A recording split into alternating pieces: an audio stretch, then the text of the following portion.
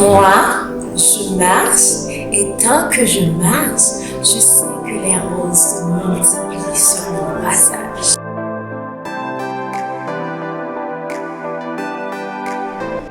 Je suis Rose Valada Jeune, l'une des roses dont parle René Philoctète à travers ce bout de texte. Je suis passionnée de la lecture. J'aime la sociologie, la communication, le marketing et les relations internationales. Je vais vous parler du livre qui a énormément marqué ma vie, Passion Haïti. Passion Haïti est un livre écrit par Rodney Saint-Éloi. Rodney Saint-Éloi est un écrivain né à Cavaillon, au sud d'Haïti. Il est poète et romancier. Dans Passion Haïti nous fait un portrait assez romantique pour la première République noire libre. Il invite de façon magistrale à faire une visite au pays qu'il a vu naître. Loin des idées préconçues, souvent liées au malheur et à la souffrance d'Haïti, l'auteur fait l'éloge du pays à travers ses coutumes, son histoire, son art et sa littérature. Il nous raconte que c'est en laissant le pays qu'est venue sa plus forte haïtianité. Dans ce livre, Rodney nous invite à sauver et sauvegarder ce que nous avons offert au monde en 1804. La lecture de ce livre a renforcé en moi le sentiment du devoir citoyen. J'ai la passion d'aimer mon pays et le désir d'être utile à son avancement. Je me sens beaucoup plus forte en voyant le courage de chaque Haïtien qui soulève les montagnes et qui fait de chaque jour un défi en inventant une existence dans l'existence.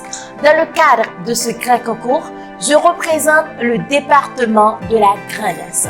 Je suis de ce département qui a vu naître des magiciens de mots, des créateurs d'une immensité qui baise la perfection de l'art. Loin de vouloir énumérer, qui ne connaît pas Edgar Villers, Daniel Fignolet et René Philoctète. Aujourd'hui encore, il y a des grands desselets qui font de la plume leur véritable matériau. Cito Cavé, Evans Wesh et plein d'autres. En juin dernier, Maurice Léonce, du haut de ses 100 ans, était à Livre en folie pour courtiser les amoureux du livre avec le charme de son verbe. Grande-Est, ce département qui a connu Jean-Baptiste Perrier, un grand nom de notre histoire de peuple. Oui, Gaumont de son vrai nom Jean-Baptiste Perrier était le chef de file du mouvement paysan après la mort de l'empereur Jean-Jacques Dessalines. Mesdames, messieurs, les points forts de mon cher département ne s'arrêtent pas là. Avec ses sites historiques et ses plages, Grande-Est ne laisse aucun visiteur indifférent. Je cite Anse d'Azur, Fort-Marfranc, Anse du Clair, Gambier. Anse d'Azur est une muse face à laquelle les poètes tremblent. La douceur du sable épouse la peau de chaque visiteur. Gambier est une richesse dont la beauté naturelle fait saliver.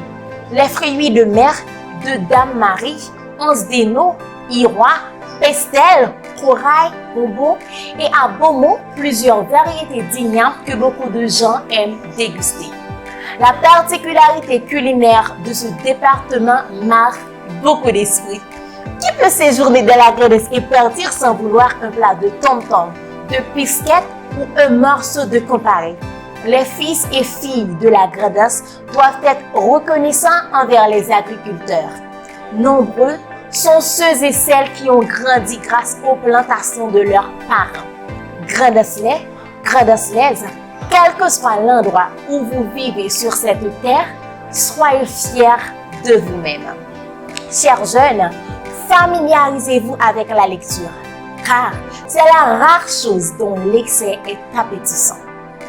Dans un pays où peu de gens s'adonnent aux activités de l'esprit, il est obligatoire d'encourager et remercier les membres de Renaï pour cette noble initiative.